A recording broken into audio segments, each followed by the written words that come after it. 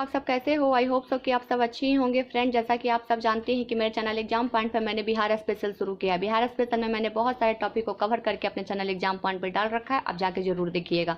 जैसा कि आप सब जान रहे हैं कि मैंने बिहार स्पेशल में बिहार के इतिहास के बारे में जानकारी दे रही थी, वो भी टाइमलाइन के थ्रू, यानी कि बिहार के जो हिस्ट्री है उसको हम लोग टाइमलाइन के जरिए जान रहे थे कि कौन कौन से डेट में कौन कौन सी बिहार के इतिहास में घटना हो चुकी है, इनके बारे में हम लोग जान रहे थे।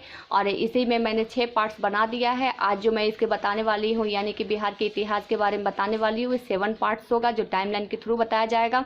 और जैसा कि आप जान रहे हैं कि मैंने 1 लाख BC से लेकर 2019 AD अभी तक की जितनी भी इंपॉर्टेंट घटनाएं बिहार में हुई है उसकी उस जानकारी मैं आपको दे रही थी। इससे पहले मैंने 6 पार्ट्स में पूरे के पूरा 1800 कवर कर दिया था, और आज मैं आपको 7 पार्ट में 1931 से लेकर 1950 तक की टाइमलाइन को बताऊंगी। यानी बिहार के जो इम्पोर्टेंस घटना हुई है 1931 से लेकर 1950 में, इसकी जानकारी आपको आज मिल जाएगी। और जैसा कि फ्रेंड्स मैंने आपको बताया भी था कि हम लोग बिहार के हिस्ट्री के बारे में जान रहे हैं, इंडियन हिस्ट्री नहीं है, भारतीय इतिहास नहीं। भारतीय इतिहास में अगर इसी डेट में कोई और घटना हुई होगी तो वो भारतीय इतिहास में जोड़ा गया है, लेकिन ये बिहार की हिस्ट्री हम लोग जान रहे हैं। तो बिहार की हिस्ट्री में जो आज घटना हुई है 1931 से लेकर 1950 में, उसके बारे में आपको जानकारी मिल जाएगी। तो चलिए हम लोग शुरू करते हैं। जैसा कि आप जान रहे हैं टाइमलाइन ऑफ बिहार का इस पार्ट 7 है, तो चलिए हम लोग शुरू करते हैं। जैसे मैंने यहाँ पे लिख भी दिया है, देखिए टाइमलाइन ऑफ बिहार, बिहार के महत्वपूर्ण ऐतिहासिक तिथियाँ। बिहार का इतिहास हम लोग जानेंगे टाइमलाइन के जरिए। और उसके बाद मैंने एक आसान भाषा में यहाँ पे लिख दिया है, देखिए यहाँ पे लिखा हुआ है, आपको पता चल जाएगा जब आप पढ़ेंगे तब, कि बिहार का इतिहास में टाइमलाइन के जरिए इस वीडियो में कवर होगा 1931 AD टू 1950 AD तक का बिहार का इतिहास, यानी हिस्ट्री ऑफ बिहार को पूरा कंप्लीट होगा। 1931 से लेकर 1950 तक की घटनाएं के बारे में बताया जाएगा। इससे जुड़ा हुआ फैक्ट्स मैं आपको बताते भी चलूंगी। तो चलिए हम लोग शुरू करते हैं। सबसे पहले जैसे कि मैंने आपको बताया 1931, तो 1931 ही आ गया सबसे पहले। तो देखिए 1931 ईस्वी में क्या हुआ बिहार में, तो देखिए 1931 ईस्वी में जो हुआ वो हुआ था बिहार सोशलिस्ट पार्टी का गठन हुआ। बिहार सोशलिस्ट पार्टी का गठन हुआ 1931 में। अब इसके बारे में थोड़ी सी मैं जानकारी आपको दे देती हूँ। तो देखिए बिहार सोशलिस्ट पार्टी की स्थापना राम वृक्ष बेनीपुरी और गंगा शरण सिंह और रामनंद मिश्रा और जयप्रकाश नारायण ने की थी। यानी 4 व्यक्ति थे, चारों व्यक्तियों ने मिलकर 1931 में बिहार सोशलिस्ट पार्टी का गठन किया था।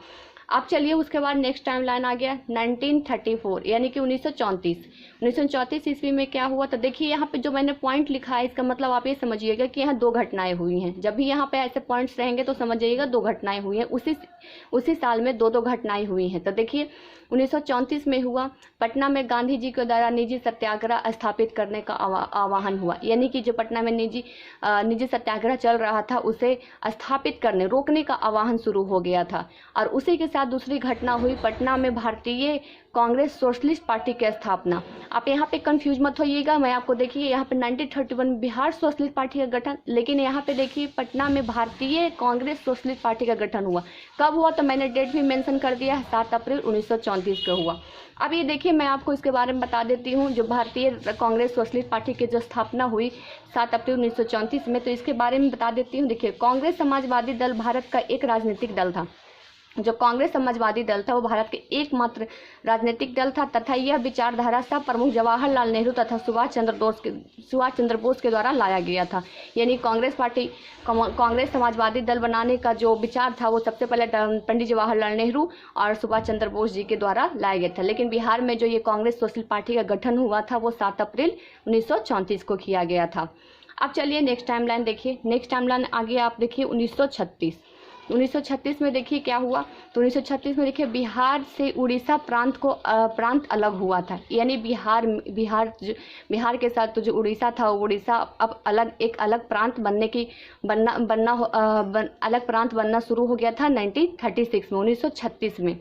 तो देखिए 22 मार्च 1936 को बिहार में उड़ीसा बिहार से अलग हुआ था। यानी कि बिहार पहले उड़ीसा हुआ, उसके बाद झारखंड हुआ था 2000 में। पहले 1936 में बिहार से उड़ीसा अलग एक प्रांत बन गया था। कब बना था, तो 22 मार्च। कब बना था, तो 22 मार्च को मैं यहाँ पे लिख देती हूँ, आप लोग समझ जाइएगा।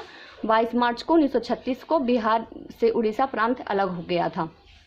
अब देखिए नेक्स्ट घटना, नेक्स्ट जो टाइमलाइन आ रही है वो 1937 में देखिए क्या हुआ। 1937 में देखिए प्रांतीय चुनाव के लिए कांग्रेस भारी बहुमत से विजयी हुई। ये जो प्रांतीय चुनाव हो रहे थे, यानी प्रांत में जो चुनाव हो रहे थे, पहले प्रांत थे बंगाल, उड़ीसा, बिहार, ये सब प्रांत बने हुए थे, तो वही प्रांतीय चुनाव में जो कांग्रेस भारी बहुमत से विजयी हुई थी, यानी बहुत ही ज़्यादा बहुमत किसे मिली थी, तो कांग्रेस पार्टी को मिली थी और विजय भी कांग्रेस पार्टी को हुई थी। अब इसी में देखिए 2 पॉइंट्स मैंने आपको लिखा है यहाँ पे, पॉइंट्स देखिए। तो यहाँ पे देखिए 2 घटनाएं हुई। एक घटना तो देखिए 1937 में हुआ था, प्रांतीय चुनाव में कांग्रेस की विजय हुई थी, और दूसरी घटना देखिए 7 जुलाई को इंडिपेंडेंस पार्टी में मोहम्मद यूनुस बिहार के प्रथम मुख्यमंत्री बने। अब तो आप बोलेंगे मैम आपने बताया था कि बिहार के प्रथम मुख्यमंत्री श्री कृष्ण सिंह, तो हाँ श्री कृष्ण सिंह बिहार के प्रथम मुख्यमंत्री थे, तो कब, तो 1947 के बाद, 1947 देश आज़ादी के बाद 1947 के बाद। लेकिन ये जो मोहम्मद यूनुस बिहार के प्रथम मुख्यमंत्री बने, ये 7 जुलाई के इंडिपेंडेंस पार्टी के द्वारा वो बने थे 1937 में। 1937 में जब ये एक गठित सरकार हुआ करता था, तब मोहम्मद यूनुस से बिहार के प्रथम मुख्यमंत्री बने थे। और एक चीज़ मैं इसके साथ आपको फैक्ट्स बता देती हूँ कि देखिए सबसे पहले तो देखिए ये जो मुख्यमंत्री थे, पहले इनको प्रधानमंत्री बोला जाता था।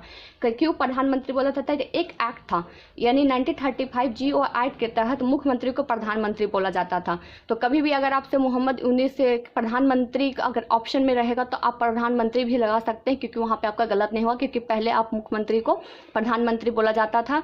और किस एक्ट के जरिए? तो 1935 जो GO एक्ट था, गवर्नमेंट ऑफ इंडिया एक्ट था, उसके जरिए मुख्यमंत्री को प्रधानमंत्री बोला जाता था। तो जो मोहम्मद यूनुस बिहार के प्रथम मुख्यमंत्री बने थे 1937 में, यानी आज़ादी से पहले, और आज़ादी के बाद जो बने थे वो श्री कृष्ण सिंह थे। तो चलिए अब आगे नेक्स्ट देखिए, नेक्स्ट टाइमलाइन देखिए 1939 में क्या हुआ? तो देखिए 1939 ईस्वी में हुआ गौ रक्षा मुद्दे पर शाहबाद, गया एवं पटना में सांप्रदायिक दंगे हुए। यानी कि गौ रक्षा के जैसे मुद्दे को लेकर शाहबाद में, गया में और पटना में सांप्रदायिक दंगे हुए थे 1939 में। अब देखिए नेक्स्ट, उसके बाद देखिए जो नेक्स्ट टाइम लाइन आया वो 1940 में देखिए क्या हुआ बिहार के इतिहास के बारे में जान रहे हैं तो सारे के सारे बिहार से रिलेटेड ही है, बिहार के, न कि भारतीय इतिहास के। तो 1940 में देखिए फॉरवर्ड ब्लॉक के बिहार की शाखा का गठन हुआ। अब ध्यान दीजिएगा, फॉरवर्ड ब्लॉक की गठन नहीं हुआ, बल्कि फॉरवर्ड ब्लॉक की बिहार में शाखा का गठन हुआ, यानी ब्रांच खोले गए। देखिए यहाँ पे ध्यान दीजिएगा, मैंने यहाँ पे लाइन कर दिया है कि फॉरवर्ड ब्लॉक के बिहार में शाखा का गठन हुआ। अब ये फॉरवर्ड ब्लॉक के बारे में आपको मैं थोड़ा सा बता देती हूँ। तो देखिए ये फॉरवर्ड ब्लॉक जो सुभाष चंद्र बोस के द्वारा स्थापित किया गया था, यानी कि जो स्थापना हुआ था फॉरवर्ड ब्लॉक को वो 1940 में जो बिहार में जो शाखा खोली गई उसकी जो स्थापना किए थे सुभाष चंद्र बोस किए थे। और उसी फॉरवर्ड ब्लॉक की एक शाखा यानी एक ब्रांच को 1940 में बिहार में गठन किया गया। अब इसमें 2 घटनाएं, क्योंकि 2 पॉइंट्स मैंने दिया, तो देखिए दूसरा घटना क्या हुआ। तो देखिए भारतीय राष्ट्रीय कांग्रेस ने 53वां यानी कि 53वां सम्मेलन रामगढ़ में संपन्न हुआ। यानी जैसे कि आप जानते ही हैं कि 2 ऑलरेडी पहले ही संपन्न हो चुका है। भारतीय राष्ट्रीय कांग्रेस एक पटना में हुआ था, एक पटना के बांकीपुर में हुआ था, और दूसरा 53वां सम्मेलन रामगढ़ में संपन्न हुआ। यानी कि भारतीय राष्ट्रीय कांग्रेस का 53वां जो सम्मेलन था वो कहाँ संपन्न हुआ? तो रामगढ़ में संपन्न हुआ। कब हुआ? तो 1940 में हुआ था। आप इसको ध्यान रखिएगा, फॉरवर्ड ब्लॉक की शाखा खुली थी 1940 में बिहार में, और दूसरी हुई थी भारतीय राष्ट्रीय कांग्रेस का 53वां सम्मेलन रामगढ़ में संपन्न हुआ था। अब देखिए इसके बाद देखिए एक मैंने नीचे एरो करके लिख दिया है, तो किसके अध्यक्षता में हुई थी? तो अध्यक्ष इसके जो रामगढ़ में जो सम्मेलन हुआ था भारतीय राष्ट्रीय कांग्रेस का ये 53वां सम्मेलन, तो वो उसके जो अध्यक्ष थे मौलाना अब्दुल कलाम आज़ाद थे। कौन थे? तो मौलाना अब्दुल कलाम के अध्यक्षता में ही भारतीय राष्ट्रीय कांग्रेस के 53वां सम्मेलन रामगढ़ में संपन्न हुआ था। ये 2 घटना 1940 में बिहार के हिस्ट्री में हुई है। अब आगे देखिए 1942, अब 1942 में देखिए 11 अगस्त को भारत छोड़ो आंदोलन के क्रम में पटना के सचिवालय के सामने गोलीकांड की घटना हुई। ये बहुत ही मर्मरता वाली घटना हुई थी, बहुत ही इंपॉर्टेंट है। मैं इसके बारे में आपको पूरी की पूरी जानकारी दे देती हूँ। सबसे पहले आप डेट देख लीजिएगा 1942 में कब? तो 11 अगस्त में भारत छोड़ो आंदोलन। कब? भारत छोड़ो आंदोलन के क्रम में, यानी उस समय जो घटना चल रही थी वो भारत छोड़ो आंदोलन के क्रम था, और पटना के सचिवालय के सामने गोलीकांड की घटना हुई थी। अब देखिए मैं इसके बारे में आपको पूरी की पूरी जानकारी दे देती हूँ। तो देखिए बिहार में जो 7 राजपूत अंग्रेजों के द्वारा गोली से शहीद हो गए थे, ये सभी छात्र थे। 1942 में अगस्त क्रांति के दौरान, अगस्त क्रांति में 2 बजे दिन के में पहला पटना के सचिवालय पर झंडा फहराने निकले थे तथा पटना के उस समय जिला अधिकारी WG आर्थर के आदेश पर पुलिस ने गोलियां चला दी थी। यानी कि जो भारत छोड़ो के गोली कांड हुआ था उसमें जो जिनको गोली लगी थी वो व्यक्ति थे, पूरे 7 लोग थे। 7 लोग थे, जो 7 लोग थे वो सारे के सारे स्टूडेंट थे। वो स्टूडेंट थे जो स्टूडेंट थे। और जिस समय ये भारत छोड़ो आंदोलन अगर चल रही थी उस समय एक और चल रहा था, वो चल रहा था अगस्त क्रांति चल रहा था। क्या चल रहा था? तो अगस्त क्रांति। आप इसको इस तरीके से याद कर सकते हैं कि 11 अगस्त को अगस्त क्रांति के दिन, अगस्त क्रांति के दौरान भारत छोड़ो के क्रम में पटना में जो सचिवालय में गोली कांड हुआ था उसमें 7 छात्र शहीद हो गए थे। और उस समय जो पटना के जिला अधिकारी थे वो थे WG आर्थर के द्वारा ही आदेश पर ही एक गोली चलाई गई थी जिसमें 7 लोग मारे गए थे। अब अगर सचिवालय के पास, पटना सचिवालय के पास इनका स्मारक भी बनाया हुआ है। मैं आपको थोड़ा सा हिंट बता देती हूँ कि एक व्यक्ति खड़ा है, फिर थोड़ा सा झुका हुआ, फिर उससे थोड़ा से झुके हुए, इस तरीके से क्रम में बना हुए 7 लोग जो छात्र थे उनको गोली लगी थी और वो शहीद हो गए थे जब ये भारत छोड़ो आंदोलन 11 अगस्त 1940 के क्रम में हुआ था। और इसी टाइम एक और क्रांति चल रही थी, उसका नाम था अगस्त क्रांति। अगस्त क्रांति हुई 11 अगस्त 1942 में भारत छोड़ो आंदोलन के क्रम में पटना के सचिवालय के सामने गोलीकांड की घटना हुई थी, वो अगस्त क्रांति के दौरान ही की गई थी। अब चलिए नेक्स्ट टाइमलाइन देखिए 1942 से लेकर 1943, यानी 1942 ईस्वी से लेकर 1943 में क्या हुआ? तो आज़ाद दस्ता का गठन हुआ। अब ये आज़ाद दस्ता के बारे में आपको बता देती हूँ। तो आज़ाद दस्ता के बारे में देखिए, आज़ाद दस्ता ये भारत छोड़ो आंदोलन के बाद क्रांतिकारियों द्वारा प्रथम गुप्त गतिविधियां थी। यानी कि आज़ाद दस्ता भारत छोड़ो आंदोलन के दौरान, जैसे आप देख रहे हैं 1940 में भारत छोड़ो आंदोलन ही चल रहा है, तो यहाँ भी देखिए 1943 में वही क्रम चल रहा है अभी तक। तो आज़ाद दस्ता का गठन हुआ था, ये भारत छोड़ो आंदोलन के बाद क्रांतिकारियों द्वारा प्रथम गुप्त गतिविधियां थी, यानी गुप्त तरीके से चलाया गया था, गुप्त तरीके से इसका गठन किया गया था।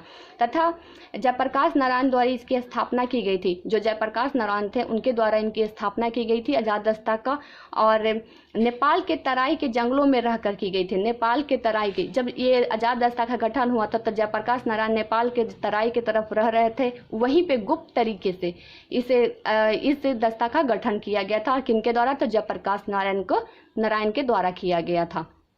अब नेक्स्ट टाइमलाइन देखिए 1947। अभी 1947 देखिए बहुत इंपॉर्टेंट है। देखिए यहाँ पे भारत की स्वतंत्रता के पश्चात श्री कृष्ण सिंह के नेतृत्व में बिहार में प्रथम मंत्रिमंडल का गठन। जैसे मैंने आपको बताया था कि मोहम्मद यूनिस जो थे वो 1937 में बिहार के प्रथम मुख्यमंत्री बने थे, जिसमें मुख्यमंत्री को प्रधानमंत्री बोला जाता था 1935 एक्ट के जरिए। लेकिन यहाँ पे देखिए 1947 में भारत में स्वतंत्रता के पश्चात, देखिए मैंने आपको बताया था उसी टाइम पे स्वतंत्रता के जो बाद भारत के प्रथम मुख्यमंत्री बने थे श्री कृष्ण थे, स्वतंत्रता से जो पहले बने थे मोहम्मद यूनिस थे। तो देखिए 1947 में भारत की स्वतंत्रता के पश्चात श्री कृष्ण सिंह के नेतृत्व में बिहार में प्रथम मंत्रिमंडल का गठन हुआ। यानी जब श्री कृष्ण सिंह बिहार के मुख्यमंत्री बने उसके बाद ये प्रथम मंत्रिमंडल का गठन श्री कृष्ण सिंह के नेतृत्व में द्वारा किया ही गया था। तो कब हुआ था? तो 1947 में। अब देखिए लास्ट, जैसे मैंने आपको बताया था कि मैं शुरू कर रही हूँ 1931 से लेकर 1950 तक। तो देखिए लास्ट अब आ गया 1950 में देखिए बिहार राज्य में भूमि सुधार अधिनियम पारित हुआ। क्या हुआ? तो भूमि सुधार अधिनियम को एक दूसरा नाम से भी बोला जाता है, इसे जमींदारी प्रथा उन्मूलन अधिनियम भी कहा जाता है। मैंने एरो करके लिख दिया है। आप बिहार राज्य भूमि सुधार अधिनियम कब पारित हुआ? तो 1950 को। अगर क्वेश्चन आ भी जाएगा तो आप उसको लगा सकते कि 1950 में जमींदारी प्रथा उन्मूलन अधिनियम पारित हुआ था बिहार में। तो देखिए इसमें एक इम्पॉर्टेंट से फैक्ट ये है कि ये धारा 4H में यह प्रावधान किया गया है और ये पटना के ये पहला कृषि सुधार अधिनियम था। यानी कि धारा जो है 4H के तहत इस अधिनियम को पारित किया गया और ये कृषि सुधार का पहला कदम था। यानी कृषि सुधार में ये पहला कदम था और धारा 4 एच के तहत किया गया। अब एच आप नहीं समझ रहे होंगे तो देखिए, ये जो होता है जैसे कोई भी इसी में एच ABCD इस तरीके से कि 4A 4B 4C इस तरीके से धारा को आगे बढ़ाया जाता है। तो देखिए 4H धारा में ये जमींदारी प्रथा उन्मूलन के अधिनियम के तहत लाया गया, 1905 में लाया गया और ये पहला कृषि सुधार अधिनियम इसी को कहा जाता है। तो जैसा कि मैंने आपको सारे के सारे टाइमलाइन बता दिए, जो मैंने आपको कहा था कि मैं 1931 AD से लेकर 1950 तक की AD को कवर करूंगी, तो मैंने इसको पूरा का पूरा बता दिया, एक एक चीज़ मैंने बता दिया। इसमें क्वेश्चन भी बिल्कुल इसी तरीके से आ सकते हैं कि बिहार में सोशलिस्ट पार्टी का गठन कब हुआ था। अगर आपको पता रहेगा तो 1931 लगा सकते हैं। उसी तरीके से आपसे यहाँ भी पूछ दिया जाएगा कि बिहार से उड़ीसा प्रांत अलग कब हुआ, तो 22 मार्च 1936 को बिहार से उड़ीसा प्रांत अलग हो गया। उसी तरीके से आप पूछ दिया जाएगा, एक इम्पॉर्टेंट जहाँ कन्फ्यूजन पैदा होगा वहाँ पे ये होगा कि बिहार के प्रथम मुख्यमंत्री कौन थे। तो अगर लिखा रहेगा बिहार के प्रथम मुख्यमंत्री स्वतंत्रता से पहले कौन थे, तो मोहम्मद यूनिस थे। और अगर स्वतंत्रता के बाद कौन हुए, तो वो श्री कृष्ण सिंह थे। इसको ध्यान रखिएगा। 1937 में मोहम्मद यूनिस बिहार के प्रथम मुख्यमंत्री बने थे, लेकिन 1947 के बाद श्री कृष्ण सिंह को प्रथम मुख्यमंत्री बिहार का बनाया गया था। ये थोड़ा सा कन्फ्यूजन है, मैंने आपको अभी यहाँ क्लियर कर दिया है, आपको समझ में अच्छे तरीके से आ जाएगा। इसे आप नोट डाउन कर लीजिएगा अपने नोट्स में। और इसी तरीके से हर क्वेश्चन आया हुआ है, प्रीवियस ईयर के क्वेश्चन बैंक आप उठा के देख लीजिए, आपको पता चल जाएगा। मुझे बताने की इसमें कोई भी जरूरत नहीं, क्योंकि सारे के सारे क्वेश्चन आए हुए हैं, A to Z क्वेश्चन आए हुए हैं। आप पिछले प्रीवियस ईयर के क्वेश्चन उठा के देख लीजिए और आपको पता चल जाएगा। तो चलिए फ्रेंड्स, आज जो मैंने आपको बताया ये टाइमलाइन पार्ट 7 था। इसके बाद मैं पार्ट 8 और 9 10 यानी 3 पार्ट्स और आएंगे, जिसमें आपको टाइम लाइन ऑफ बिहार यानी कि 1 लाख BC से लेकर 2020 तक की जितनी भी इंपॉर्टेंट घटनाएं हुए हैं उसको पूरा का पूरा 10 पार्ट में आप अच्छे तरीके से कवर कर लेंगे। यानी कि बहुत ही शॉर्ट टाइम में आप बिहार के हिस्ट्री को अच्छे तरीके से आप जान लिए हैं। तो चलिए आज के लिए बस बिहार हिस्ट्री में इतना ही। फिर कल नए पार्ट्स के साथ मैंने बिहार के इतिहास को जो हम लोग टाइमलाइन के थ्रू जान रहे थे उसको अगला मैं बताऊंगी, जो रहेगा जो पार्ट है 8 रहेगा, जिसमें आपको अब जो 1950 के बाद 1951 से शुरू होगा और उसके बाद मैं 1998 तक का कवर करूंगी। यानी 1951 से शुरू होकर 1998 तक का पूरा कल कवर, जो नेक्स्ट वीडियो आएगा उसमें कवर हो जाएगा।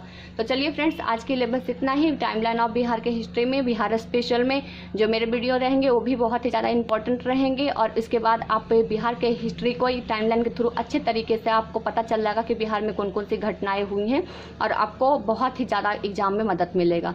तो चलिए आज के लिए बस इतना ही। फिर कल नए जोश और इसके नए पार्ट्स, टाइमलाइन ऑफ बिहार के नए पार्ट्स के साथ आपसे मुलाकात होगी। Thank you so much friends.